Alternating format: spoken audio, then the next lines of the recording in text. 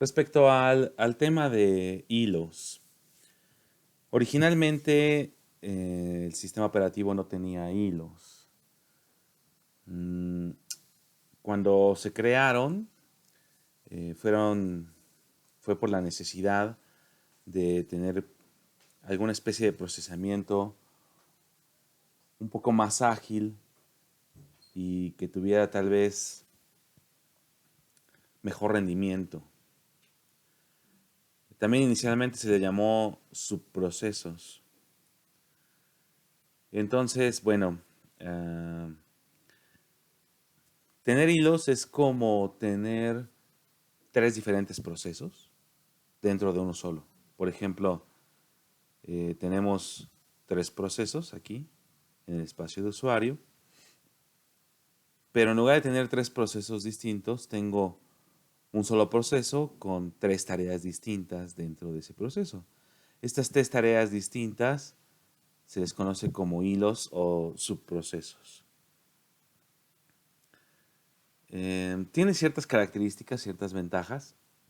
También ha tenido a lo largo del tiempo algunas desventajas, aunque debemos decir que hoy en día todos los sistemas operativos manejan de una u otra manera esta conceptualización de los hilos, ya sea que lo manejen a nivel del hardware o que lo manejen a nivel de software, a nivel del sistema operativo. Muy bien, entonces inicialmente podemos decir que cuando tenemos un proceso, un solo proceso, tenemos toda esta información. Tenemos el espacio de direcciones, tenemos variables globales, archivos abiertos, procesos hijos, alarmas, señales, información contable y el contador del programa, los registros, la pila y el estado. Esto es un solo proceso, esto de aquí, que tenemos aquí. ¿Qué pasa cuando tenemos hilos? Bueno, si yo quisiera crear otro proceso, necesitaría forzosamente administrar toda esta información, toda otra vez para otro proceso. Es decir, toda esta información se encuentra en este proceso, también toda esta información se encuentra en este proceso y toda esta información se encuentra en este proceso. Pero si queremos un solo proceso con hilos, necesitamos crear un solo proceso con todo esto y después por cada hilo o por cada subproceso, solamente el contador de programa, registros, pila y estado. Porque todo lo demás ya está en el proceso general. Entonces, cada hilo sí va a tener su propia información, pero no va a ser tanta como la que tendríamos para cada proceso. Entonces, una primera ventaja. Cuando yo tengo varios procesos, necesito demasiada información por cada proceso. Por lo mismo, al tener un solo proceso, no necesito tanta información, solamente la general y por cada hilo alguna pequeña información para administrar los hilos. Ese es esa es una primera ventaja. Existe algo que se le conoce como cambio de contexto. Cuando nosotros queremos cambiar entre un proceso y otro, resulta ser que necesitamos pedirle al sistema operativo que se ejecute otro proceso. Primero, se tiene que dejar de ejecutar un proceso. Eh, Guardar toda su información. Después, saber qué proceso se va a ejecutar a continuación. Para eso se le pide al planificador que diga cuál es el proceso que se debe ejecutar a continuación. Después, cargar ese proceso y a continuación ejecutarlo. A todo eso se le llama cambio de contexto, lo cual es una gran pérdida de tiempo. En los hilos, ese cambio de contexto es prácticamente automático, porque solamente es cambiar de una dirección de memoria a otra dentro del mismo proceso, lo cual aumenta la velocidad de ejecución de un sistema que pudiera estar implementado con procesos a un sistema que está implementado con hilos, tal vez hasta en 100 veces su rapidez, o más, dependiendo del sistema. Esto entonces genera una sensación de que existe un conjunto de tareas ejecutándose en paralelo, por la rapidez que hay en el cambio de contexto.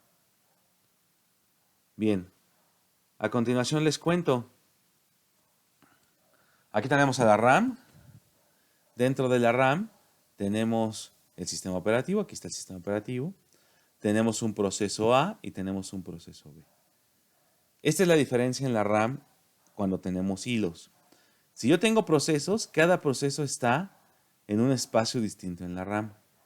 Cuando yo tengo hilos, cada uno de esos hilos se encuentra dentro del espacio de un solo proceso.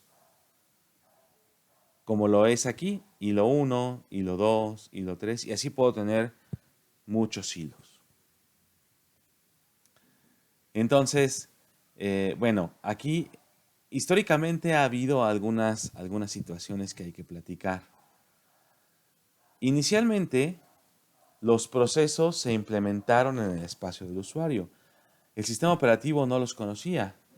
De repente alguien dijo, yo quisiera tener mis propias tareas muy separadas de lo que son los procesos para no tener que estar desperdiciando tiempo entre el espacio del usuario. Además de que le daba la oportunidad al usuario de administrar sus propias tareas.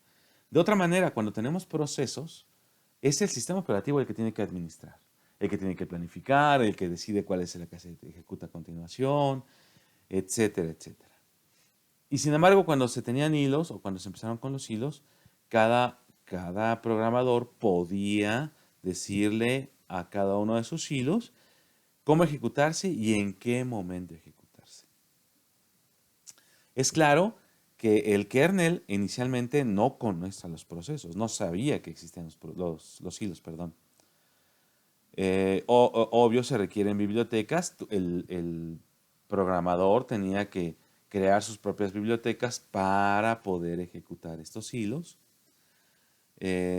También cada proceso, como el sistema operativo tiene que administrar a todos los procesos, se tiene una tabla de procesos. Eso se llevó hacia los hilos y entonces cada proceso tiene su propia tabla de subprocesos. Ese tal vez es una pequeña desventaja porque el programador tiene que administrar esa tabla de subprocesos, es decir, tiene que hacer una administración propia. Pero también se le podía, a través de esta administración, darle un propio algoritmo de planificación para poder ejecutarlos en el momento en el que se necesitaban. Se pueden usar llamadas al sistema que fueran bloqueantes, es decir, que bloquearan a los procesos, a los hilos, perdón, sin que todo el proceso se bloqueara, ¿eh? Y ahí es algo muy importante. Eh, al bloquear un proceso, todo el proceso se bloquea y hay que esperar a que el sistema operativo, pues obviamente quiere ejecutar de nuevo el proceso.